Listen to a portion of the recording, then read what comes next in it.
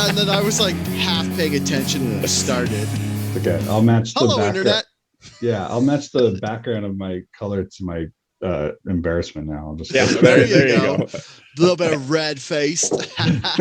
Hey, internet, welcome to a special Mother's Day edition of Outrage Factory. There's nothing special about it other than the fact that we are recording on Mother's Day. Tell your mom we said hi. Yeah, tell her I miss her. In a non-problematic way.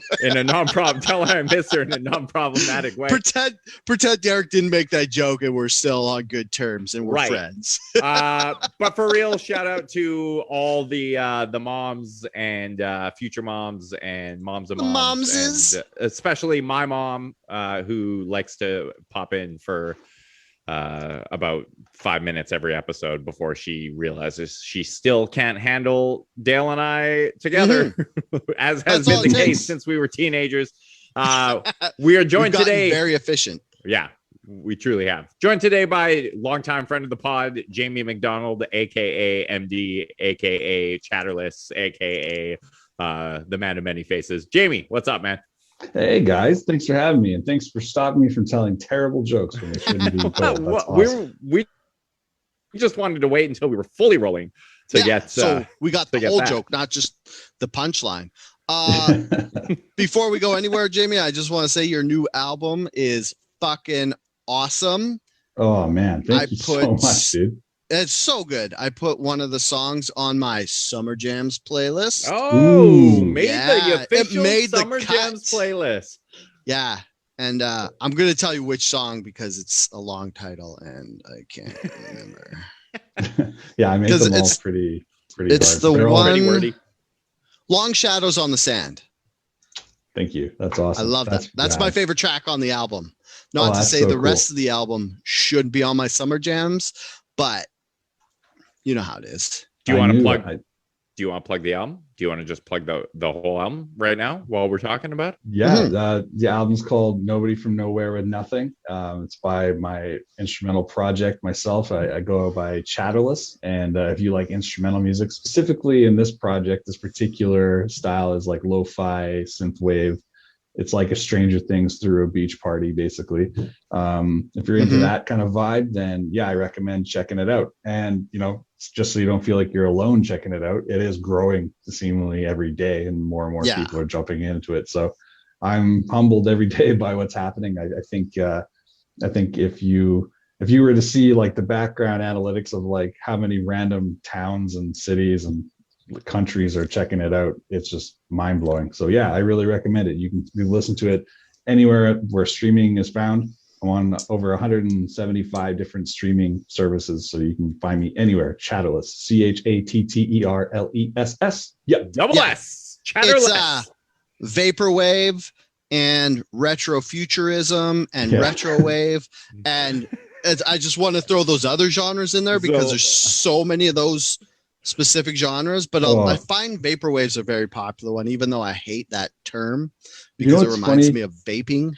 Oh, you know what's funny though is like, so when I was first submitting that album for playlist submissions and stuff, I've had a lot of success with getting with certain curators, and which has been awesome. But like initially, when I was first submitting songs to it, all the synthwave guys I was sending it to were like, this isn't synthwave, this is vaporwave. And I was like, all right, so whatever. And then I sent it to the vaporwave curators and they're like, this isn't vaporwave, this is synthwave. So I was like, I don't know what it is anymore. It's just like, if you like retro kind of, like I said, it's like Stranger Things through a beach party. If there's an episode of that, that's what it kind of sounds like. Yeah. So that's funny that those two said that, because it's just like, guys, besides you and the three people who take this that seriously, everybody doesn't differentiate between those two genres. Yeah, straight up. Synthesizers. This is cool. Straight up. Yeah, I've actually just launched the merch store. We haven't had merch before, and we just launched it yesterday. You can go to tpublic.com. Maybe I'll throw the merch link in the comments section. That would be kind of cool. Do it. Yeah. Get your mom a t-shirt. They're pink. They come in pink. I bought a pink one. Not that you have to adhere to gender norms when buying your mother a Mother's Day shirt. Maybe your mom likes blue. You can fuck with that too. Oh, that's Did true. you know that once upon a time the gender colors were reversed and blue was for girls and pink was for boys? Is that true? Yeah. Is that true? Yeah. And then like some marketing person in like, I think like the 30s or something switched them. And I can't remember. There was a specific reason why they wanted blue for boys, but I can't remember. Interesting. So that's another nugget of information that I didn't. That Dale gleaned that from a conspiracy theory podcast. Yeah. Oh, Alex Jones. I got some conspiracy theory podcast stuff for you guys today. Should we get into it? Do you want to get into it? I don't know. When you guys sent me the topic list, I immediately started diving in, and yeah, it's a weird one this week. That's for sure. Yeah. I mean, yeah. Do you want a low bar, but do you want to hear what the conspiracy's about? What Dale's conspiracy of the week is about? Yeah, drop it. Okay. Bill and Melinda Gates are getting unmarried, divorced, whatever. Consciously uncoupled. Yeah, they said it was weird. They're like, yeah, we figured out that we have put enough work into this and we're pulling off. Like they made the announcement on Twitter and they're like, gave the court dates that it was starting and stuff. It was so weird. It was like, so like scientific and I guess Bill Gatesy, but the conspiracy part comes in where it's like, this is pretty odd timing for those two to get divorced. What with Ghislaine Maxwell about to go up for trial, and because Bill Gates was actually friends with Epstein, and there's like quotes of him like saying how him and Epstein were friends and they have different lifestyles or whatever. But I made a note just so I wouldn't forget the name. So Epstein, right before he totally killed himself and wasn't murdered in his jail cell, he do you know what the last legal thing he did before his unfortunate demise, not at his own hands? Divorced Melinda Gates. No. Oh. He amended his will and added a backup executor. And that guy's name is Mr. Nikolic. And that guy runs venture capital funds with Bill Gates. And he's the science advisor for the Bill and Melinda Foundation. I mean, it's not the worst conspiracy theory I've ever heard, but like there's a lot of room for gap. My whole thing with conspiracy theories now is I don't tell you what's going on. I just tell you like the linked information that makes you go, huh. That's weird. I think that's how conspiracy theories fun. They're just like, whoa, connect the dots. Yeah, and then it's like in high school, they all made us read Shakespeare, and they're like, how do you interpret this? And now when we get like little gleams of this, you're like, how do I interpret this? And then you just build your own conspiracy theory. And my conspiracy theory that I built is they're getting divorced so that if Bill gets implicated in whatever Ghislaine Maxwell has to say, that they get to save some of the Bill and Melinda Foundation funds he's going to put some of the assets and stuff in the name of the foundation instead of his name, so that they don't get like taken by the government. So she can in the divorce, she'll get the foundation, because the foundation has I think I looked it up. It's like $40 billion worth of assets or something are under the name of the foundation. And then some are, because he has like $131 billion worth of shit. So if they try to put more in the foundation, then it won't, maybe there's like a legal thing where the court won't be able to seize it if it's problematic. What do you guys think? They could have done all that without getting you don't have to get divorced to shift assets around and make them untouchable. And if there's one thing billionaires are good at, it's that they're really good at squirreling away things that they don't want, or setting up shell corporations that are 4 layers deep and just being I'm actually, all my money belongs to this guy in the Cayman Islands who totally exists. So I don't. I mean, totally exists. Well, at that point, like, I'm just like curious about like why they bothered getting like you're richer than God.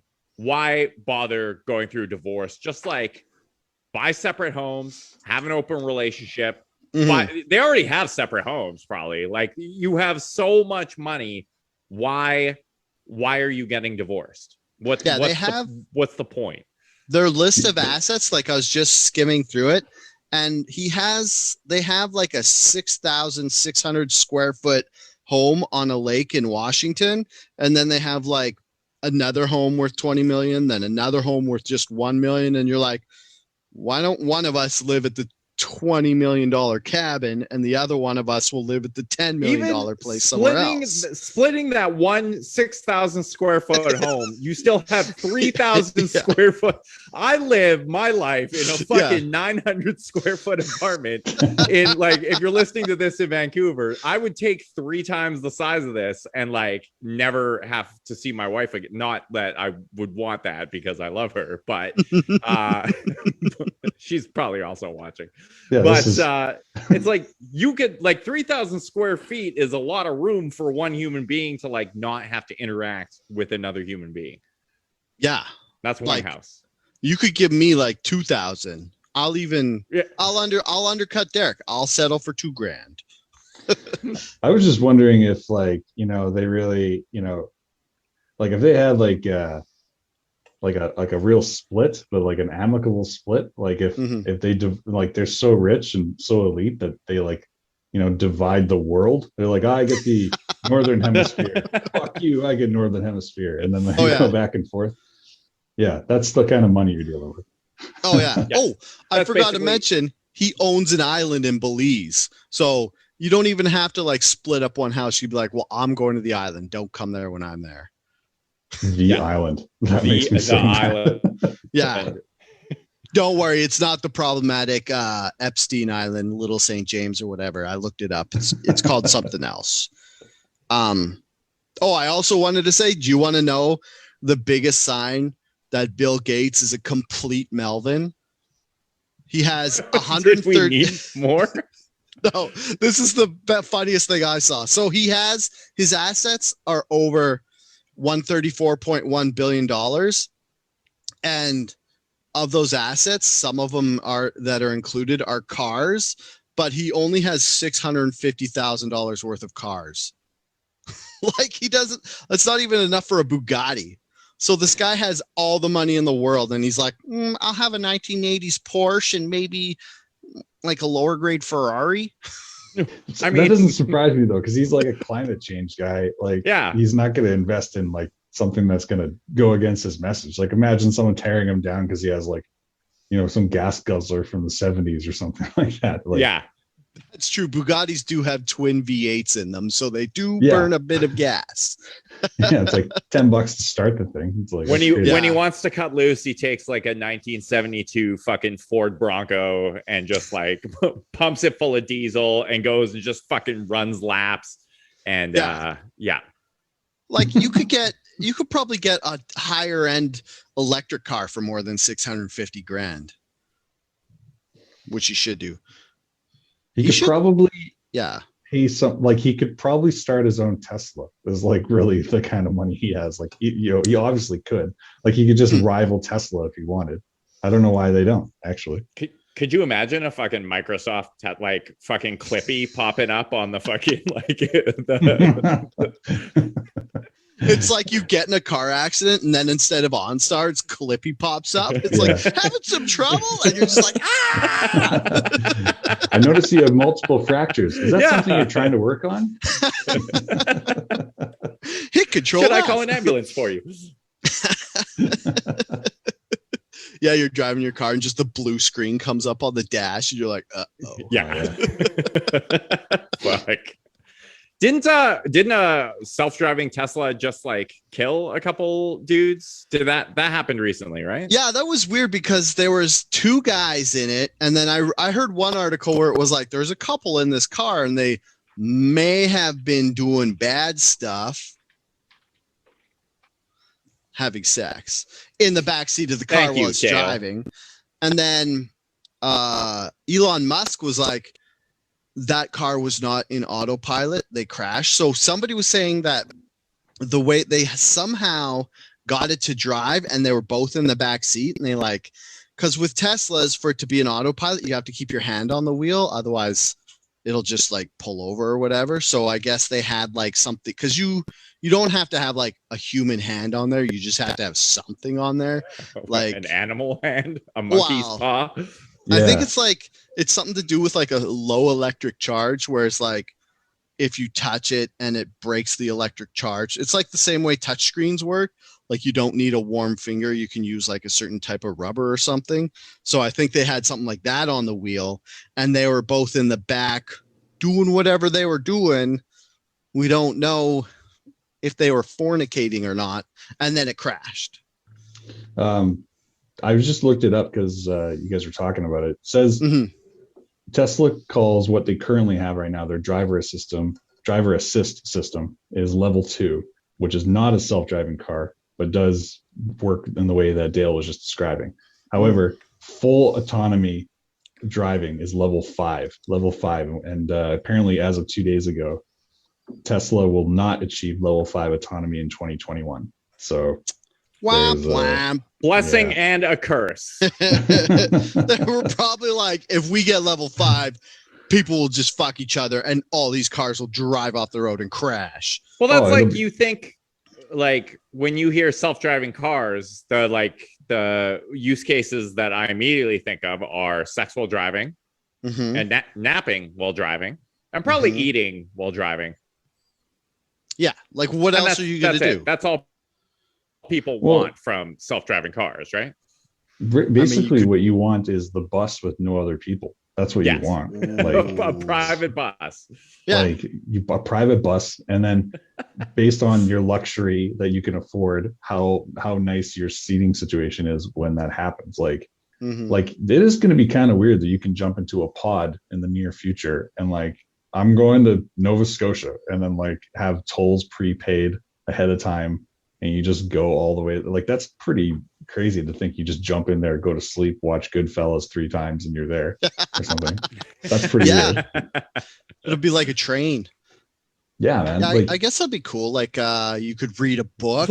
I don't know. I'm trying to think of something that isn't having sex, eating, or sleeping that you would do in a car. And it's like maybe play on your phone. What are we going to call? We should figure this out. What are we going to call when, like, if you have sex in an airplane, it's the Mile High Club. What's the name of the club when you have Tesla sex? Let's figure that out. What's that going to be called? Electric Boogaloo? The miles per hour club? Yeah. The Hover Club? I'm thinking about this. I want it to be good. Like, you know, like it. Just call it musking. Yeah. Well, there's Roadhead, but that's specifically blowjobs while you're driving. So I don't know. You could call it like Road Club or.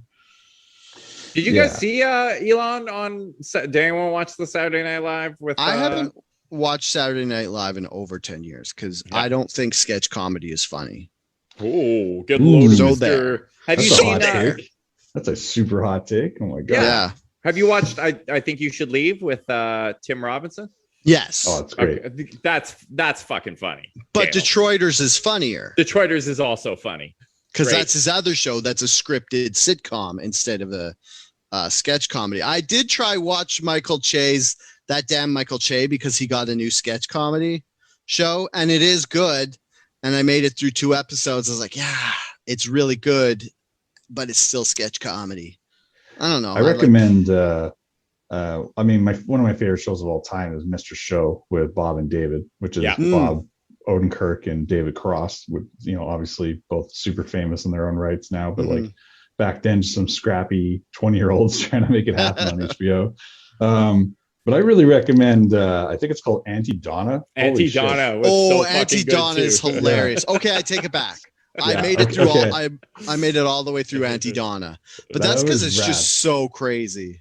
It just keeps getting progressively more crazy. They tickle me right where I love it. Yeah. Have you watched the new With Bob and David? The new Mr. Yeah.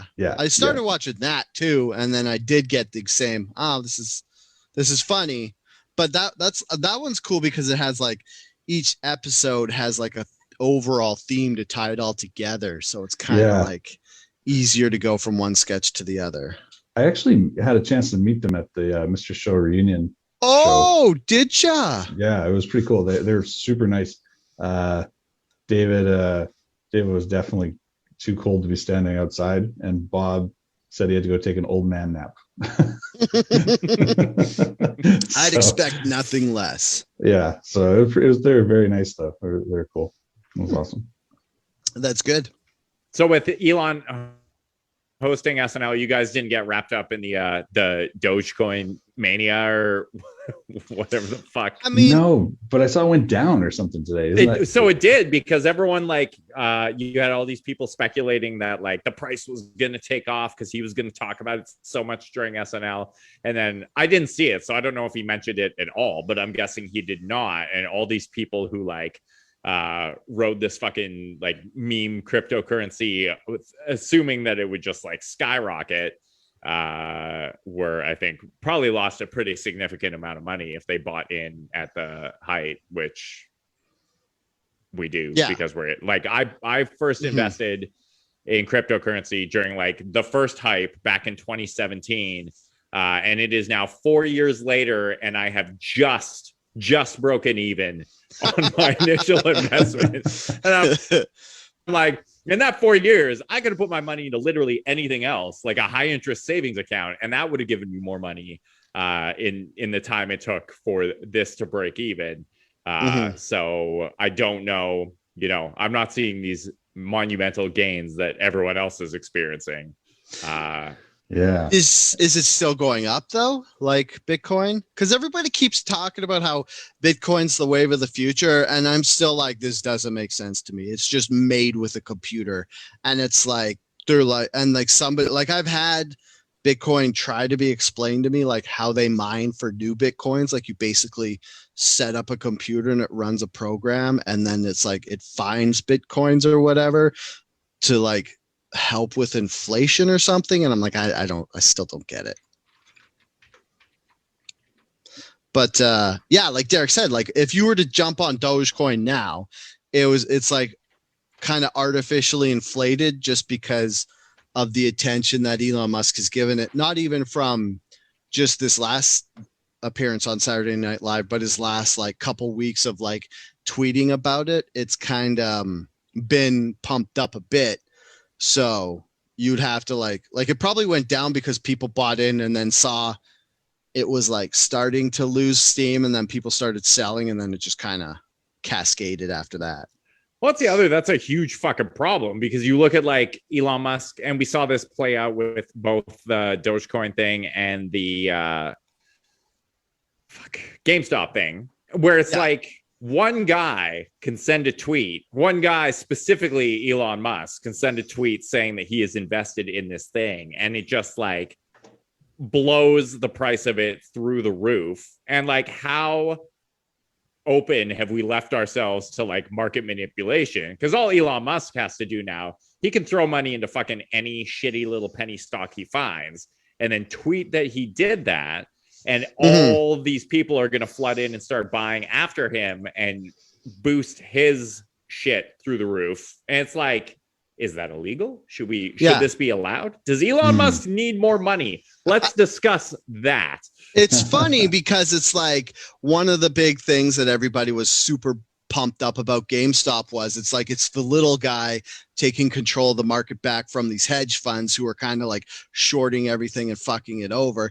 And then Elon Musk comes along, and like Derek said, every time he tweets, whatever stock is affected. So it's like, instead of the hedge funds and those crooked pricks doing all the pump and dump schemes, it's like Elon Musk will be like, hey, everybody, you should buy this. And then it gets pumped up, and then people dump it. So it's like they just switched who's doing the pump and dumps to a certain extent. Like, it's not as bad as like the weird, like, I don't know how you say it, like shadow market trading that the hedge funds have been doing for however long.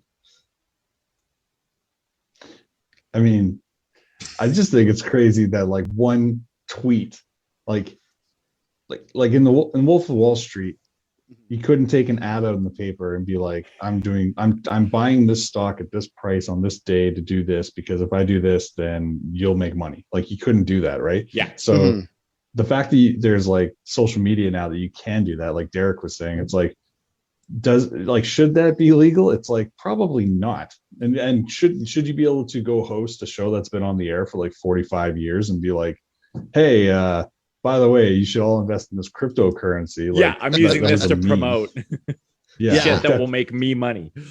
But you were saying he yeah. didn't mention it on the show, right, Derek? Or did he? I think so. What he actually went the other way and he advised against it, which is what caused, like, he made a statement that could be interpreted as derogatory, which I mean, I don't know what the purpose.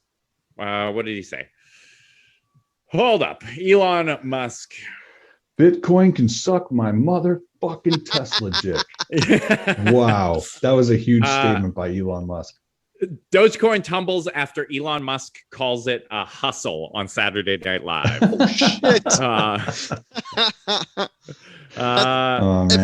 If I'm correct and listening to like rap culture, isn't hustle good? Yeah. So asked, what is Dogecoin? Musk replied, it's the future of currency. It's an unstoppable financial vehicle that's going to take over the world. When a show cast member countered, so it's a hustle, Musk replied, yeah, it's a hustle, and laughed. And then it seemed to take a pretty substantial tumble after that. So hopefully, if you are a Dogecoin bag holder, or you managed to get out before the appearance on the show. Just to answer Dale's question regarding hip hop, as the resident guy, I just want to say, hustle can be interpreted as like a hardworking environment. You're working for something, or you can be hustled, and that is the worst thing ever. And you don't want to be that. Like, if you're in prison and you're being hustled, that's a bad situation to be in. So yeah, the more you know. That's kind of putting it mildly. I was just gonna make like just like an overly white person joke and be like, and now explain side hustle for me. Oh, okay, yeah. I know that's just like a job on the side. I know it's just an amazing bar. That's what I would say. An amazing bar. Yeah. Nice, dude. What other topics do we have today, boys? Oh, we have lots. We kind of just like went on a tangent there. We started classic with Bill tangent Gates. factory. Yeah. Are we done talking about Bill Gates? I think I've said everything about it. Are we done talking about rich white guys? Do we got any more rich white guys? What's Jeff Bezos up to lately? Since we're talking about what people get mad about on the internet, we'll never be done talking about rich white guys. Yeah, I was going to say the odds of us being done probably low. Speaking of rich white guys, how about Jeff Portnoy? There you go. There you go. There's a segue. Or Dave Portnoy. What did I say? Jeff. Which is also a very rich white guy name. Yeah. I know a couple white Jeffs that kind of wish they were rich. White Jeff. Nice. You guys hear what happened with Portnoy? No, but I know he's an asshole. For the people that may not know, who is he? Dave Portnoy is the founder of what's it called? Barstool Sports, and he started it as he was on a podcast I was listening to. I think he was on like probably Joe Bill Rogan Burt podcast. No, yeah, whatever. Not whatever. Joe Rogan. We almost made an episode without talking about Joe Rogan, Derek. No, we will never. Okay, so it was on the Bill Burt podcast. They had him on, and I think he started it as like it was pre-internet, and it was like something to do with gambling. It was like it was like a little like zine or something that would like it was like a magazine that had like gambling, either like odds and stuff in it, and then he got famous, and then he started Barstool Sports, which is like, it has like a whole bunch of stuff. Like there's the Spittin' Chicklets podcast. There's the Call Her Daddy podcast. And then there's also like, it's still heavily into like gambling and shit. Pardon my take. They have a gambling site. He's like, he's become this like new media mogul. And, you know, in my personal opinion, the guy's pretty much like just a general He's a douchebag. Of shit. Yeah, he's a douchebag. But like, if you ask me, boy douchebag. If you ask me to explain toxic masculinity by referring to a fandom, I would say anyone who is a fan of Barstool Sports. And we see this play out online all the time because, and like, I like a couple of their podcasts. I like listen to Pardon My Take religiously. A lot of the shit they put out is like good, but they're also just like Barstool fans or people who identify as Barstool fans are just shitty people. Sorry, Andrea had a wasp. Andrea had a wasp and she just screamed and slammed a door. Sorry, I thought she was in real trouble and not just like, I'm a girl. Did you get it? Trouble. Did she get the wasp? It? Do you need me to go handle this? Is it Dave Portnoy? Is Is Dave Portnoy in there? Is this like a white Anglo-Saxon Protestant in there with you? Yeah, it's a real wasp. That's a real him out the window. That's great. Yeah, the way like Derek said it good, but the way I see Dave Portnoy is like if you imagine every like frat boy douchebag who's in school with his dad's money, but it's his own money. That's what he's in. Like when he was on that podcast I was talking about, he was like bragging about all the girls he sleeps with, and I was like, is this guy in his 20s? Like he talks like he's 23 and like has access to his dad's car and boat for the weekend. Like that's the type of personality he is. You know, just side note, Jeff Portnoy happens to be the heroin addicted comedy actor that Jack Black portrays in Tropic Thunder. Oh, there you go. All right. Do you think that was on purpose? I don't know. That was actually before Dave Portnoy's time. Yeah, but it's like, yeah, I don't know. But just I looked up Jeff Portnoy just to be like, who is that? There you go. Who is? I have heard that name before. Yeah. So the reason. So what's the story with Dave Portnoy's? The reason he's in the news is the magazine, N, which is out of Nantucket. So I'm trying to figure out if this is just like a glossy magazine for the people who live in Nantucket. But anyways, he was featured on the cover, and then other people who live in Nantucket were like, why is this douchebag on the cover? And then N magazine released an apology, and then Dave Portnoy called them pussies.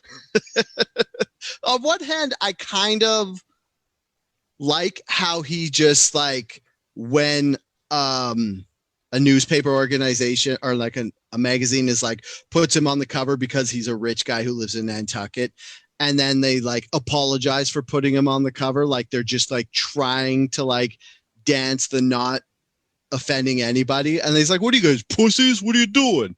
And it's like, I don't know, it's like you don't like him, but it's kind of funny that he's calling out the magazine for like, he probably shouldn't have called them pussies. He should have been like, stop being cowards and stick up for the decisions you've made.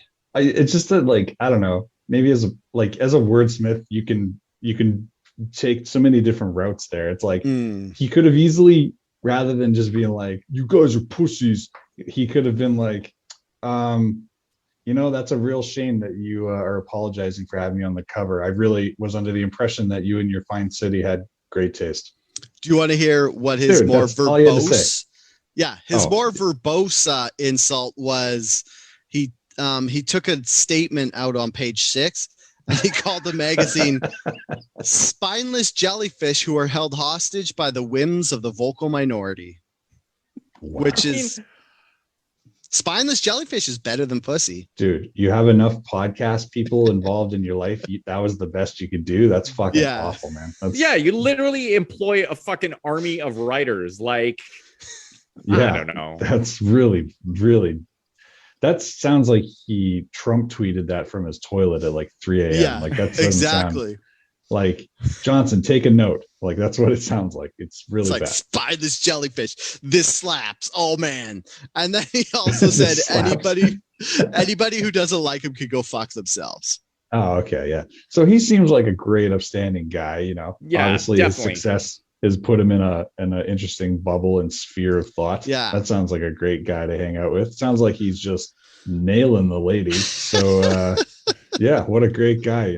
That's awesome. I mean, anybody who's complaining that the media is getting too PC and they're too woke and everything, this is what you end up with if you don't go that way. And he's like, shit, I just forgot. Like, he's a cautionary tale of what happens when you don't pay attention to the mood of the media in general, the way it's going. It's one thing to be like totally led by your nose by like other people's thoughts and feelings, and it's another thing to appreciate them and like form your opinion in a respectful way. Like, and clearly he hasn't done either of those things. So he's just like lashing out, just like, how dare you take me off.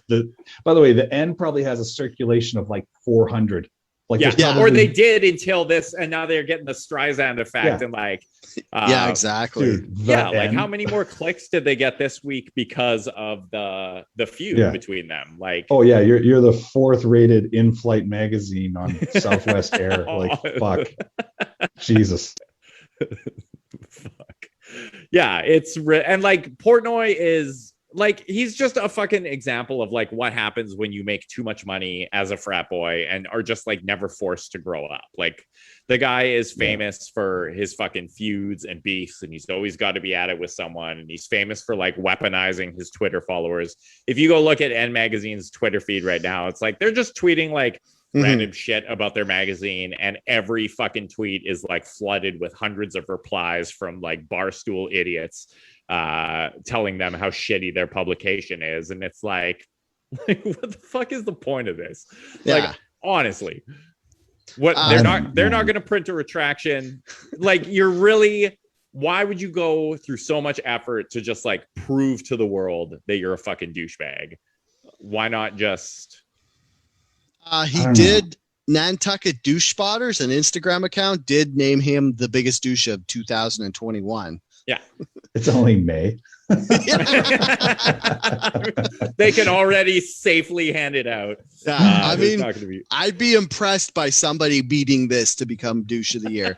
That's great. It's like McDavid level, or like just hand it to him. Yeah, like, just give it. This is the equivalent of scoring 100 points in fucking 50 whatever games. He has his own podcast called The Dave Portnoy Show, and he called them Losers, Snowflakes, and Goat Farmers, which sounds... I don't know if that's supposed to be like racist, or no, if that's that just sounds like dirt farmers, classist. or no, he's just classist. He's just like, you're goat farmers. Fucking, you don't have any money. How dare you have an opinion? Like that kind of shit. Dude, yeah, like sad that is. Like, I just said you're thinking about like how like you have so much, you can do anything. You have the platform in the ears of so many people, and this is what you're doing with it. Like, talk you about could like make blowing it. Positive fucking impact in the world. Like, if every fucking stoolie was doing something like donating $10 to the COVID vaccination plan in India or something, or like fucking like donating to your local food bank, or doing like just something that has a net positive effect on the world, instead of mobilizing them against N Magazine because they said something mean about you. And that goes for any level of celebrity.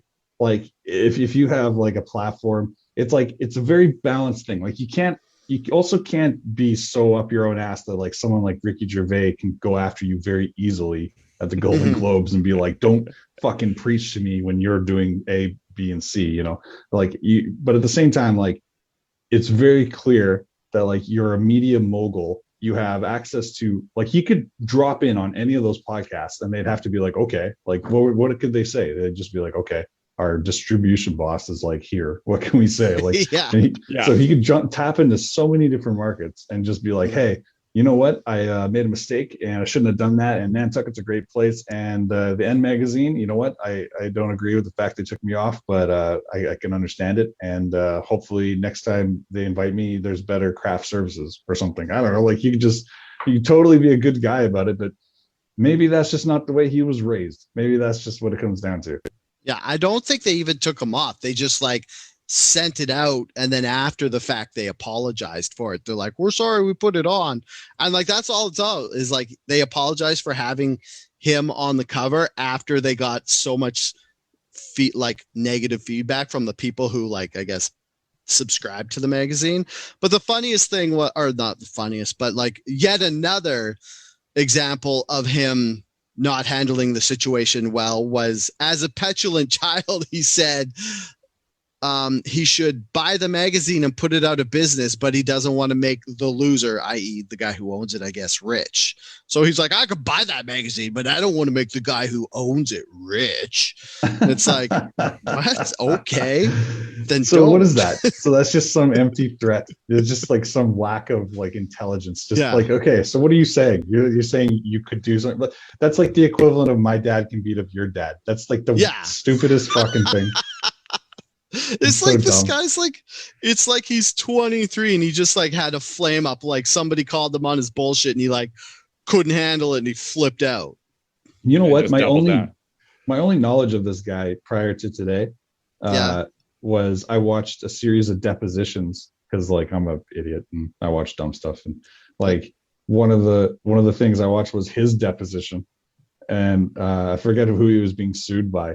But he was a dick the whole time. And like most of the time in depositions, you are a dick so that you don't get locked into a story.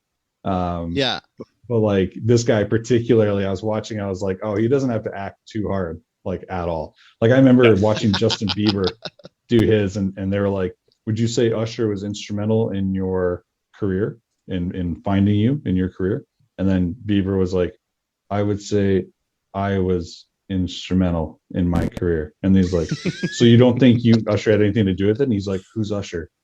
And it's like that kind of thing. And I was like, okay, so it's like mind games. But then I was watching Portnoy do it, and I was like, oh, you're kind of sassy. You're just kind of a dick. I don't know. It's not the best guy to hang out with. My wife, who loves to fact check us in real time, did point out that Dave Portnoy and the Barstool Fund raised $39 million for restaurants and small businesses during the early days of COVID. So, he's still a subhuman piece of shit, but he did do one redeeming thing in his life. Yeah. So I think that was actually the reason he was on the cover of Nantucket, the N magazine, was because of that fund. But then he was like, it was like weird because like in the story, they were saying that was the reason he was on the cover. And then he was like, no, these guys are liars. They did this shoot before that happened or whatever. And it's like, what? Like, you should have took like, that was like a life raft that they threw him and be like, yo, you did this good thing. And he was like, no, this shoot was before I did that. That's not what it's from. So I don't know. I just want to say that like I have a size 11 shoe and it's straight in my mouth right now then for that $39 million thing. I feel like an asshole now. I was just laying into him. I don't think he took 39 of his own $1 million and was like, here. He was like, I should set up a fund, then other people can give money. So it's like, on one hand, he's a good guy for setting up this fund. But on the other hand, he shouldn't get all the praise for the $39 million. I mean, unless it was out of his bank account. No, but it was also like, from Barstool fans who, I just spent a lot of time shitting on saying there. So, even a broken clock is right twice a day. And like apparently some very broken people can pull together to accomplish some good things. Just imagine like doing that all the time. Just make that your brand now.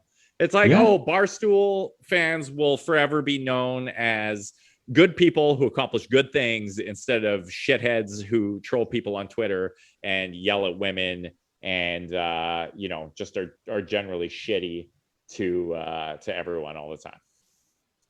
Okay, so I pulled up the actual article because that Nantucket wrote, because before that I was looking at an article that was talking about it. So this is on nmagazine.com and the article is called Rebel with a Cause.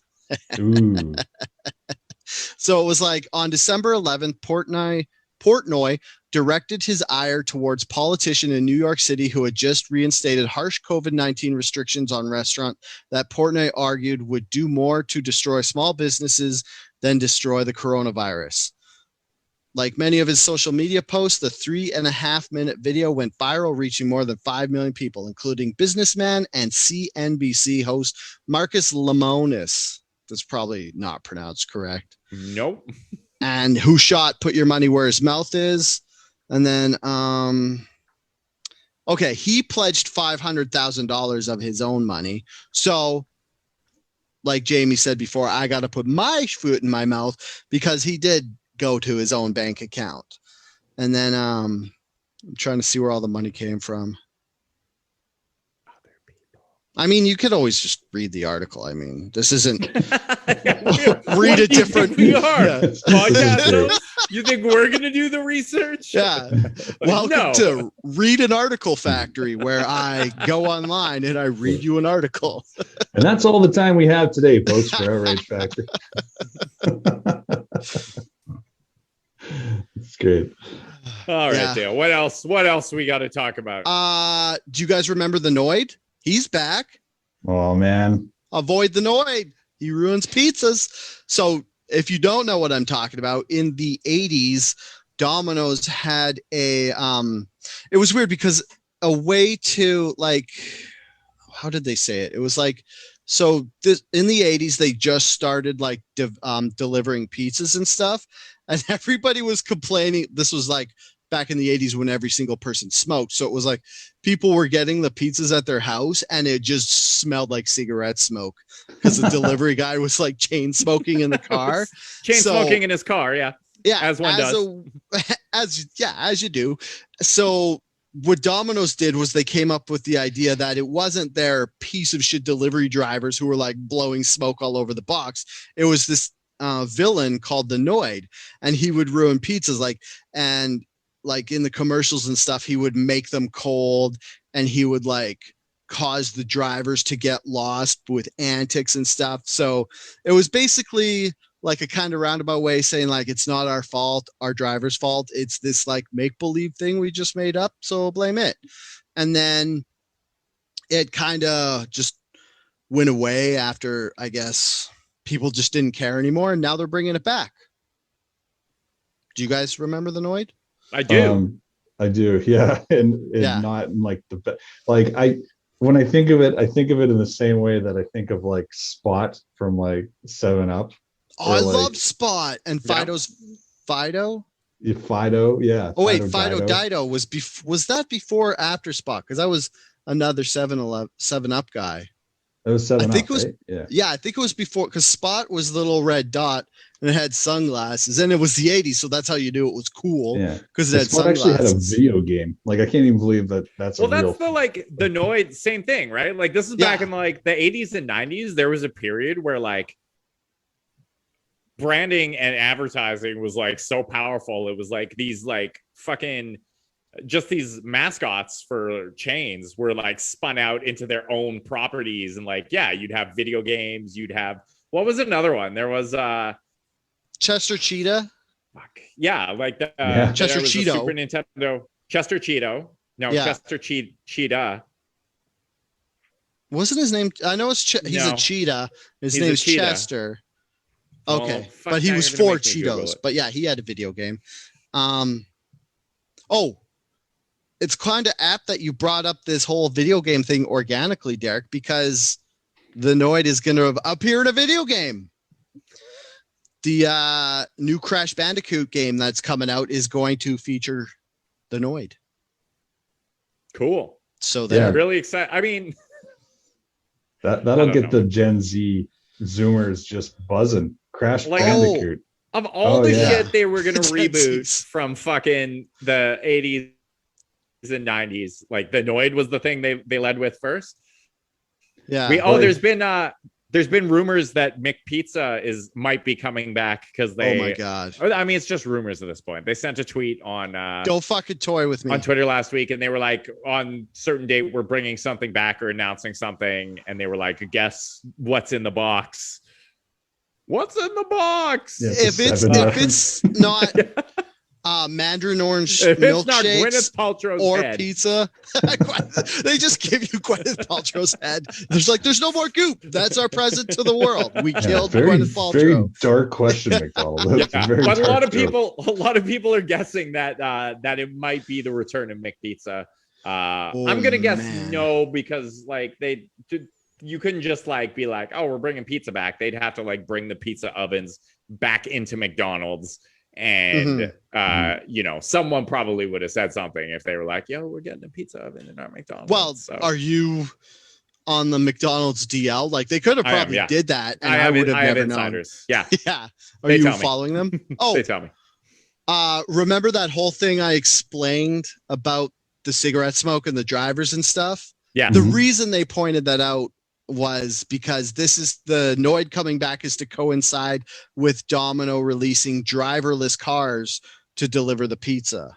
So I guess like what they said before, like this is class 5 automatic driving, but it's not for people. It's just to put these pizzas, and then everybody's going to target these and smash them and take the pizza. Well, so I was like, so when some of these pizza delivery vehicles murder pedestrians because they're autonomous vehicles, they can just be like, well, the Noid did it.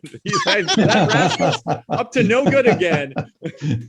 I was actually thinking the opposite, like pedestrians were going to murder these driverless cars. Did you ever hear about the hitchhiking robot? So there's Hitch. He like went all the way across Canada, all the way to across Europe, and then when he got to the States, within 2 days, it was destroyed, dismantled, and found in a ditch. When he got to Philly, that's what happened. That is what, and I never hesitate to like mention it to Kate or her family. It's like this. That's so funny. Symbol of robotic goodwill made it to Philadelphia, and then there it was just like had the shit kicked out of it and was left in the ditch to die, which is the perfect metaphor for Philadelphia. Yeah. I gotta say, the Noid always kind of annoyed me. Like straight up, I hated it. I didn't like it as a kid. I was like, what is this thing? Do you guys want to hear something interesting that I learned in the past 10 seconds of doing research? Deep research. Yep. On January 30th, 1989, Kenneth Lamar Noid, a mentally ill man who thought the ad campaign was a personal attack on himself, entered a Domino's restaurant armed with a .357 Magnum and held 2 employees hostage for over 5 hours. After telling the employees that Domino's owner had stolen his name, he forced them to call Domino's headquarters and demand $100,000 and a white limousine as getaway transportation. Noid eventually became hungry and forced the employees to make him 2 special pizzas. While he ate the pizzas with his gun in his lap, the hostages escaped and he surrendered to police shortly after. This incident has been insinuated to have caused Domino's Pizza to discontinue advertising using the Noid as their mascot. But they I love that if you didn't know this story happened in the 80s, he demanded a white limo. Is there anything more 80s than that? Yeah. White limousines. Like, make me 2 pizzas and give me a white limo. And it's like, we get some white limo with some vaporwave on the stereo. Let's fucking go. Yeah. Put I just drew a blank. I was gonna say Billy Idol. Billy Idol in a white limo. We're gonna tear this town down. Also with a revolver. Like there's no like semi-automatic, like nowadays. Yeah, nothing. Like, yeah, he's like basically the Dirty Harry gun. Yeah, oh man, that's crazy. That's a crazy story, dude. So like, just because they had the name, the Noid. I wonder how he came about deciding that it was $100,000 that he was owed. I mean, for like maybe that was the going rate for likeness rights to mentally unwell men in the 80s. Like I don't know. The dollar was strong back then, you know, it was good. I wonder what that would be like in today's money. Wait here. I'm going to like Dale's gonna calculate it. I want inflation calculator. I'm gonna guess. I'm gonna say it's like $353,000. Okay, wait. So this was what, 1989? Yeah. Yes, 89. January 89. Yeah, specifically before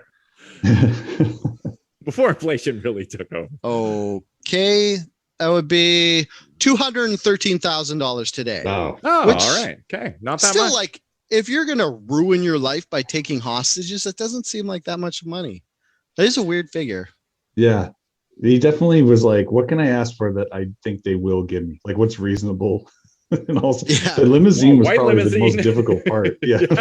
They're like, we would have given you the money, but we couldn't come up with the limousine in time. So we weren't even going to press charges. Yeah, that's crazy. Does it have gold chrome and black leather trim on the inside? Okay, can we talk about this dicks thing? My son's getting dropped off in like 5 minutes, so let's talk about dicks before I gotta go. Okay, let's just refrain from saying dicks and your son in the same sentence for future reference. Can we talk about dicks? Yeah, I was gonna say, if a good segue for this would be like speaking how the Noid ruins pizzas. This guy ruins potholes by drawing dicks around them, and this guy's like my personal hero. So I'm going to in New Zealand.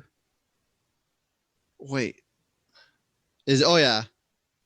Sorry. This story also mentions Domino's pizzas, and my brain just stopped because it's like, did I click on the right thing? Am I reading more about the Noid? But it was like Domino's Pizza actually had this thing where for a while they were filling potholes, and then they're spray painting their logo on the pothole that they fixed after in Oakland, I think.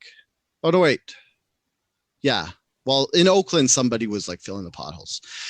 Anyways, after all that word salad, like Derek said, in New Zealand, Jeff Upson, a 30-year-old handyman and self-professed road safety campaigner, started spray painting neon green penises around potholes in the highway so that I guess the road construction crews or the government couldn't really ignore them anymore, because they would have to go get rid of the penises, because I guess you don't want to just have penises in public.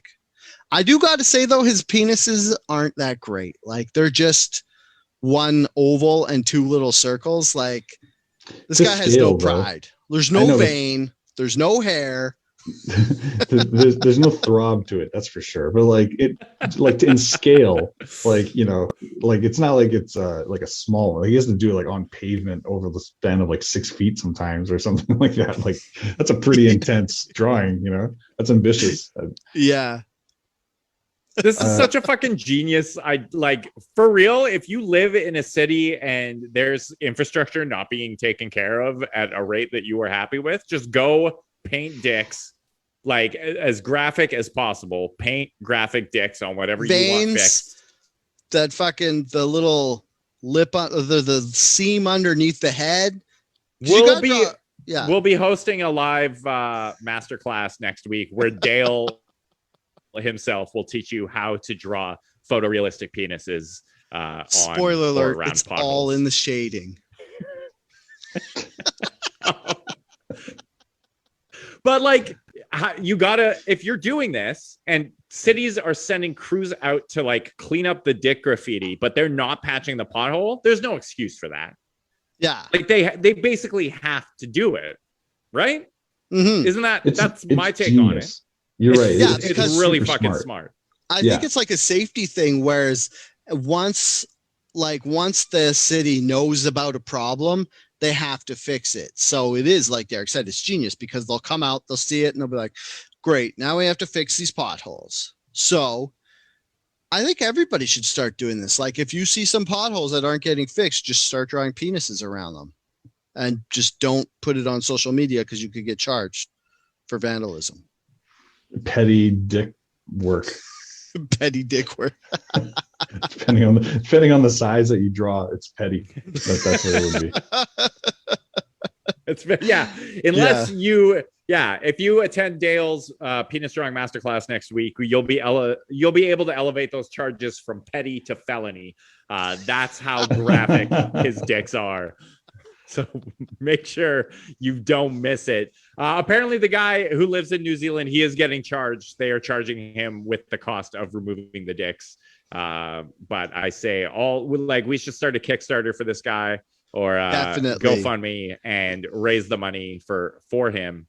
What we should do is make Portnoy start a fund and be like, you think I'm a dick?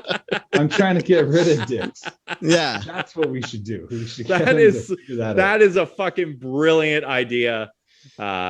We should, let's reach out, let's connect them, put them in touch, make it happen. The dickhead fund. I love it.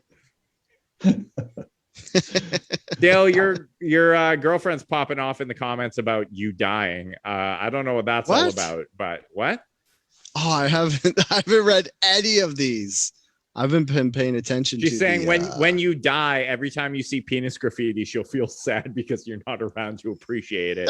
That's a very morbid comment to make. It's sweet. It means that whenever she sees a penis spray painted outside, she thinks of me. Yeah, the when you die, to me, suggests that she's already thinking about you dying. I'm surprised she hasn't killed me already. Let's put it that way. I'm living on gracious borrowed time at this point. But I got to run pretty quick. But before we do that, Jayme, as you know, we always like to ask our guests, what's got you heated or outraged or even just a little bit perturbed this week? What's bugging you, man? I'm not the biggest fan of cereal and people making me feel bad that I don't like it. So how about that? Wait, like all cereal? All cereal. Yeah, that's a big reveal. There you go. Okay. Let's get into this. Broad. Yeah. Yeah. See, now I have questions because cereal is like there's so many options out there. Yeah.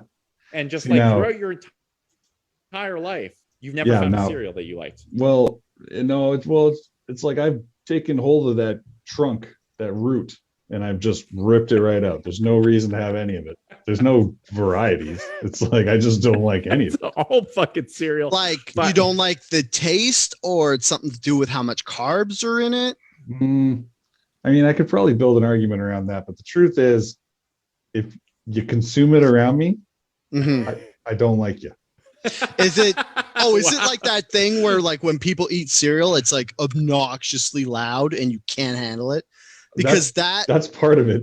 That might not be that you hate cereal. It's like there's this thing where it's like a phobia. It's kind of like a phobia. Misophonia. Yeah, and it's like it's weirdly like as soon as you hear someone eating or chewing or clicking a pen or tapping something, it just like it has this like weird flight or flight response where it just makes you really angry. Cereal is not something that people eat quietly. No, I've never heard of that before, but I'm definitely the cause of that for a lot of people. That's guaranteed. It's like this is the opposite of ASMR. Yeah, it is the opposite of ASMR. It's annoying, but like, yeah, I just never liked it. I've never been into it. Never, not once, not even like as a kid.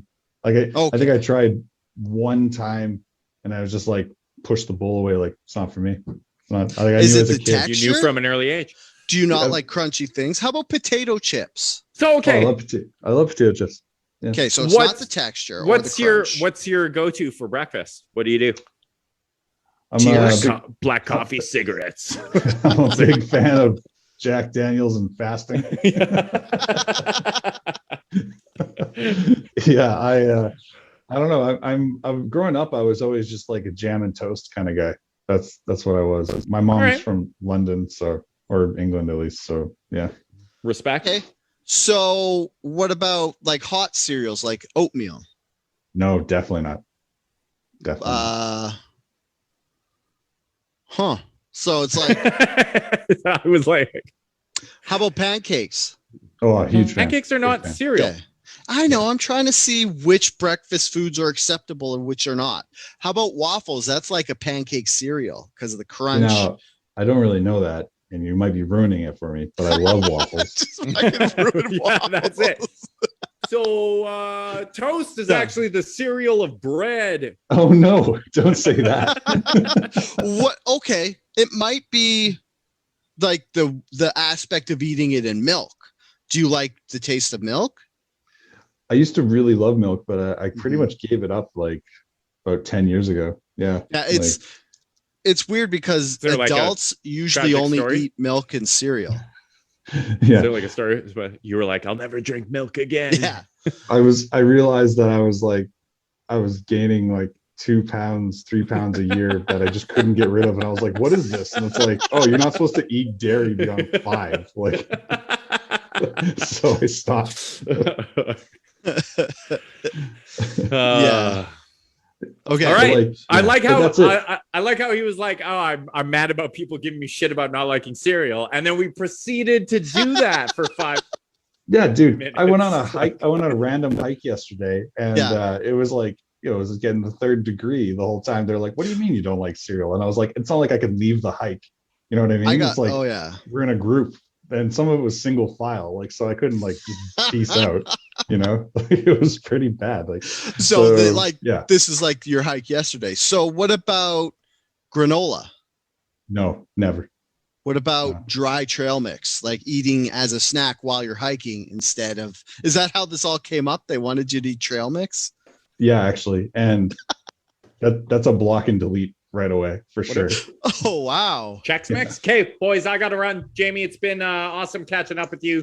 To people listening, you can find me on Twitter at Herder, and to all the moms, thanks again for being moms. Still, there's some moms in the comments. What's up, moms? the moments. Jayme, thanks again. We'll catch up soon. Bye, I'll leave it to you guys to close this one out. Thanks, yeah, see you soon. We're not done talking about cereal. Yeah, no, keep going. I can't wait to learn more. All right, bye. Bye. Okay. I think you've answered most of my questions about cereal, because if you don't like oatmeal, that pretty much covers all other hot breakfasts.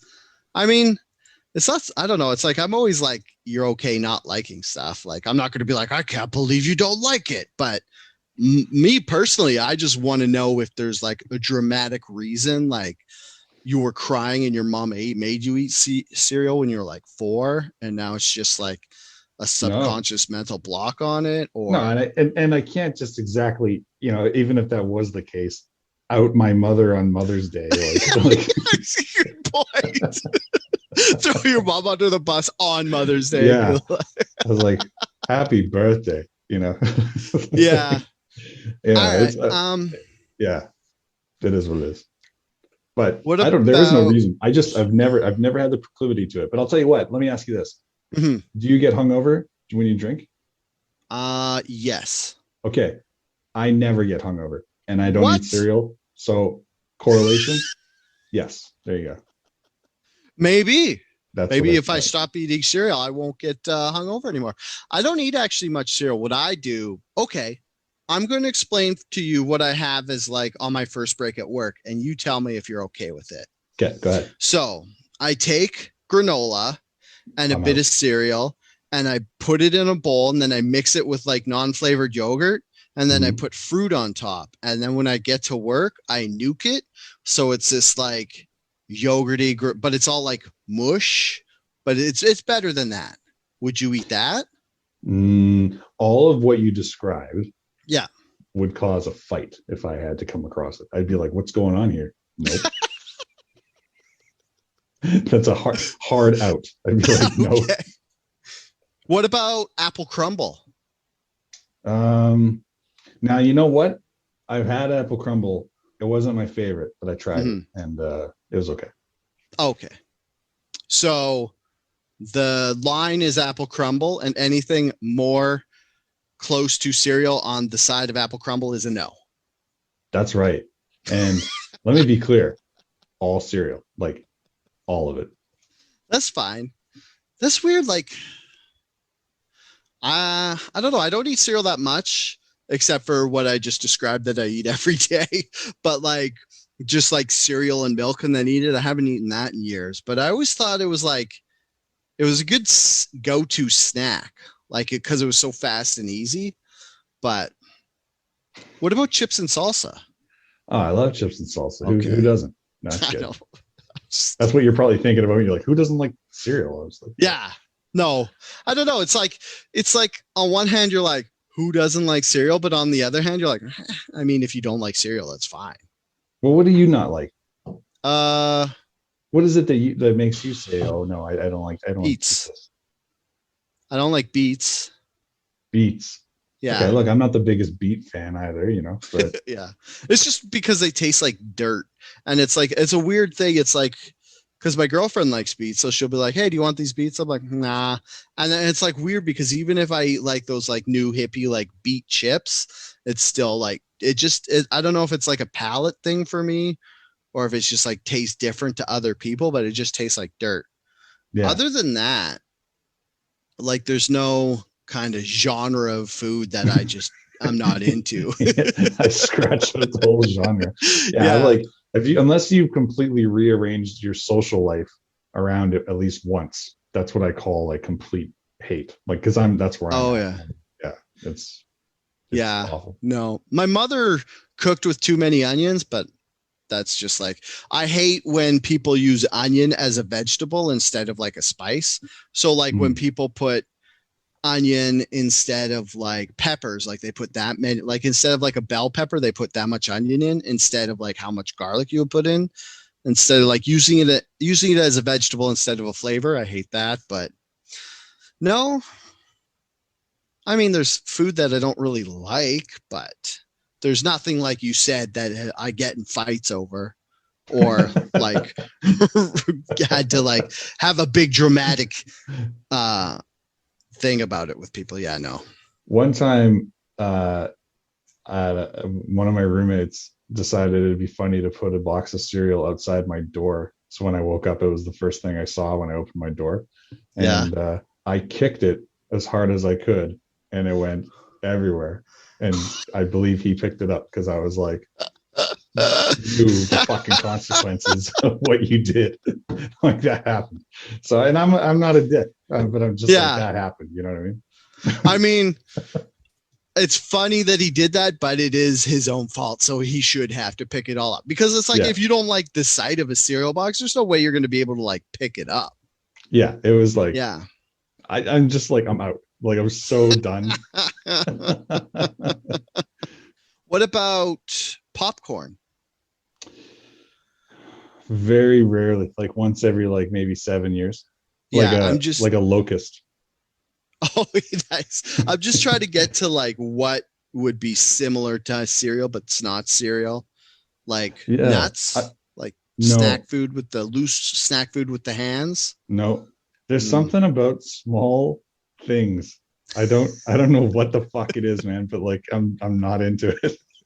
Yeah, I don't know. I feel like it might be like a texture thing, like just the way it's small and it's in your mouth. Like you said you like chips, but do you know what those shoestring potatoes are? Like those hickory sticks? Yeah. Those little ones. Are you okay with eating those? Yeah. Okay. Yeah. What about like party mix? Like that stuff that's like pretzels, Chex, hoops. No. Okay. What about pork rinds? This is just like This is what this is now. Dale just names random foods and you say if you'd eat them. This is a whole other podcast. Derek's gonna come back and be like, so you just ruined the show with 10,000 questions about what he doesn't like. This is what we'll do. Next time we'll do a dick drawing session and we'll talk about the foods you like and don't like. That's great. We can wrap up today's episode by saying like we're gonna draw Elon Musk's dick on a Tesla while we throw Dogecoin at it. How do you think Elon Musk has a weird dick? Is that because I just want to pretend he does so I feel better about myself, because he's so rich and famous and he kind of has everything going for him that if he has a terrible penis, it'll somehow make me feel better about myself? Here's what I say, because I don't know the guy. Yeah. Obviously. But like what I would say is this. I think he has to have something weird going on, because you don't make that much money unless you do. That's the only thing. Like, look at Bill Gates. He's kind of a weird looking fuck, right? Like he knows it. There's no sense lying about it. He knows it. Why are we hiding it? You know? Yeah. So yeah, there's got to be something wrong there. I don't know if it's below pants, but like, you know, maybe he has like a third nipple or something. But yeah, it's true. Yeah. Like, he was on the Joe Rogan Experience once, and he was talking, and he was saying how he has just like all these ideas in his head, and they just like won't stop. So it's like, it's almost like maybe it's sort of like a mental illness where he has these Sounds like ideas in his head, yeah. but if he doesn't express them, it kind of like eats him up. Because I have something that's mildly similar, where if I don't do something that feels like artistic, like it's the main reason I do this podcast, it feels like it's almost like if I don't express myself either through this or drawing or something or building something with my hands, then it's like I get a feedback, and it makes me like anxious, and I feel like pent up, and it's like all that stuff. Mhm. So it's like, so doing the podcast is cathartic. So maybe he has something where it's like he has all these ideas, and if he doesn't like make stuff or get these ideas through to like fruition, then maybe it all backs up, and he like can't sleep at night. That makes sense?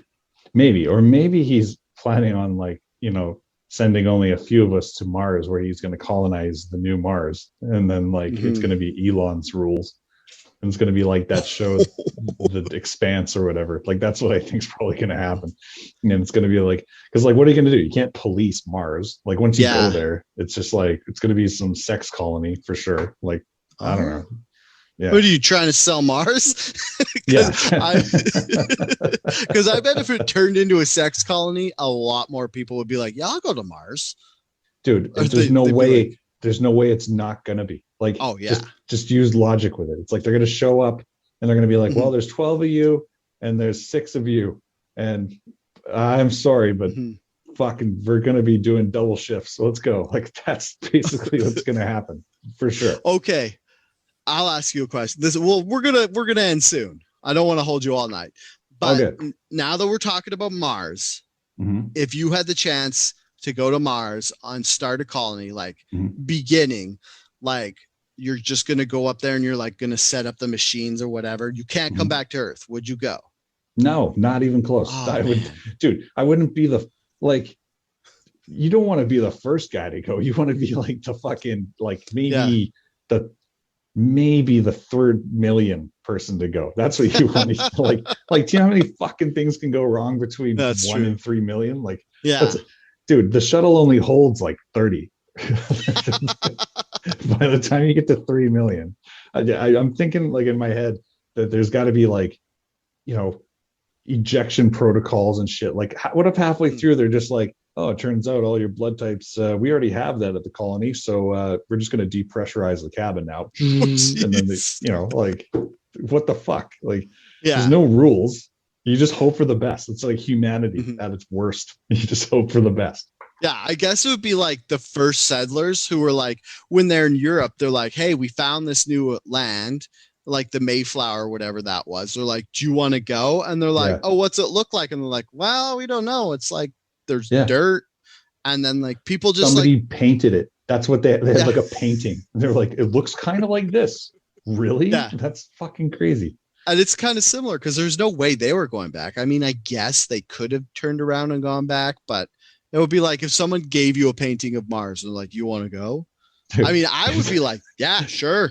This is exactly it. Like everyone thinks it's going to be like Matt Damon, but it's not. It's going to be it's going to be way worse than that. It's going to be like Matt Damon. Like it's not going to be like the Martian Matt Damon. That's for sure. Yeah, absolutely. Oh, it'll be like they think they're getting like Matt Damon, but they just get all the same Puritans who came over like to America first, that were just like, well, Europe won't let us have all these religious crazy rules and weird stuff that we want. So we're going to Mars where we can wear belt buckles on our hats.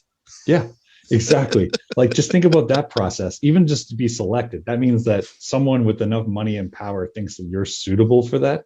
Like I'd just be weary of that right away. I'd be like, no, I'm all good. I think I'm going to watch Netflix here. It would be like, they think I'm good enough, but I feel like if they looked into my past a little harder, then they would take it back. Yeah. It would be like, It would be like if you were applying for the job and they only called like your first 2 good references and they didn't get just like look on your employment history and just start calling the people you used to work for.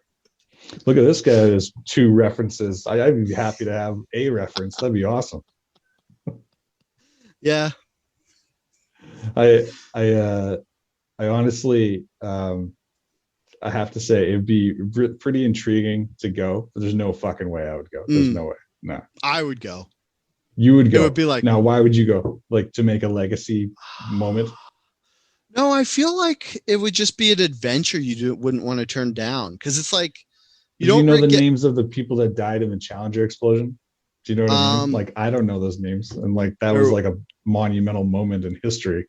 Yeah, but you do know Armstrong walked on the moon. You do know like maybe there is something to that. Okay. Yeah, could you imagine? Every person in grade 4 learns about Dale DeRuyter and the impact he had on colonizing Mars. I mean, the only problem is I'm not an expertise in anything that would help. It was like I grew up on a farm, but I don't remember how to do that. I'm an okay welder. I'm not like to the level of metallurgy and where like you could like super specifically good welder. And it's like, you don't know space welding yet? Well, come on, man, fucking get on it. Like I wouldn't win a welding competition where they're like, weld this rocket ship together. And I'd be like, okay. So I don't know. There wouldn't be a reason they'd pick me is what I'm trying to say and not feel too bad about myself. Okay. I'll tell you what, to make you feel good. If I was in charge of the program, I'd pick you. Oh, thanks, JB. Yeah, it means a lot. I would. I definitely would. And you know why? Nice. And it's not because we know each other. It's because I think you're qualified, and it's a dream of yours, and I want to help you reach it. Right. That's good. And it's like if he dies in space, he's okay with it because he was in space, and that's cool. That's okay because we got 3 million left to go. That's what I would think. Yeah, exactly. All right, let's wrap this stuff up. So we talked about your stuff at the beginning of the podcast, but before we started podcasting, you got some projects upcoming if people want to look at your face talk some more. You got some podcasts coming, some Telus TV thingy. Yeah. I think you talked about that last time, didn't you? You were on Telus thing? I vaguely remember. I was a guest on this show called Nightcap. And it's on Telus, and it's on channel 710, I believe. So it's like it's basically Wayne's World with rappers. Like nice. Guys, yeah. So the 2 guys I hosted, Bobby and Joey, they had me on the show, and then like after I guested on the show, they hit me up and were like, "Hey, I think you should be involved in the show. You know, like you should probably help us do this show." So like nice. Now I'm in like a directorial capacity, and so I'm like directing this show and producing, and it's a trip. We've had pretty cool guests lately. We had former Playboy models and horror directors and Karate Kid champions. Like it's pretty cool. I think people really appreciate it, and it's awesome. And it's not just local; we're all around Canada right now. So if you have Telus, that's cool. But if you don't, you can also watch it on YouTube. Just YouTube Nightcap, and it should pop up pretty quick. Is this the real reason you don't want to go to Mars? You're scared they'll put you in charge? yeah. So like if I went like I was a guest just for like a little bit, they're like, you should be running this thing. I was like, no, that's a problem. Yeah. You're like, so when's the rocket back? And they're like, well, funny story. You did so good. You're not going back. You're in charge now. And you're like, I knew I shouldn't have come. Damn did it, Dale, I win? Yeah, I'd be so disturbed. Like, did I win something? This is so strange. Yeah. They're like, well, it's like a lottery, but it's that horror story you read in grade 9 instead of the good one where we give you money. Yeah.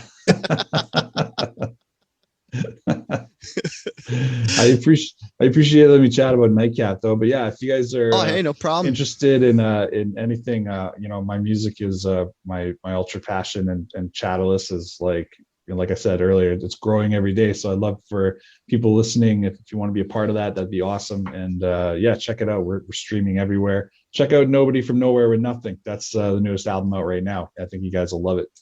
I love it. So it's got Dale's seal of approval if that's if you guys care about that or not. Other than that, anything else you want to plug? Just that Outrage Factory is one of my favorite shows. I love guesting on the show. Hey! And I think this is my third time back. So yeah, this is nice. Super awesome. I'm having You're fun. welcome anytime. It's always good. And I'm when you do here. research on the fly, when we're just bullshit about stuff, that's what gets you to be one of our favorite guests. Stuff like that. Look, I'm no passenger, Dale. I'm fully on. Yeah. I'm engaged. You know, there's a reason people ask you to take over being in charge. Well, I'm just like, you know, I at first I was like, what are you asking me? Like I had to ask like 3 times. It took him a week. Oh, nice. Yeah. You could find us on Twitter, Outrage Fact Pod. You can find us on Facebook, facebook.com/outragefactpod, Gmail, outragefactpod@gmail.com. On TikTok, if you're one of those people, it's just me. I do it on my personal account because I love your TikToks. It's so perfect for this format. Thanks. Honestly, it's so good. Just snag them with a minute of content. You do so good with that, man. I really mean it. Thanks. Yeah, I just find a good punchline and then I like put like TikTok's almost like, I guess it's like what Twitter was for writing jokes way back in the day, where it was like you had to boil it down to something that was funny without any like you had to cut away all the fat characters. Yeah, basically. And so TikTok's kind of like that, where it's like you had time for like one, like, because it has to be shorter than a minute, so it'll be like just a little nugget. And I usually do 2 per episode, and that's just Dale DeRuiter at TikTok. It's funny because I had my own Twitter or my own TikTok, and I was just like going through and looking at stuff, and I was like, oh, I'll just throw off. And then I was like, I wonder if these would work. Like, and so I started doing that. And then once I started doing it, I was like, well, I've already started it. I might as well just keep doing it. So I've been doing that on there.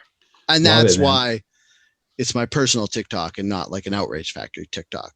So, yeah. Dude, I love it. I honestly think it's smart. Smart move. Oh, thanks, dude. And until next time, stay angry. Yeah. Love it.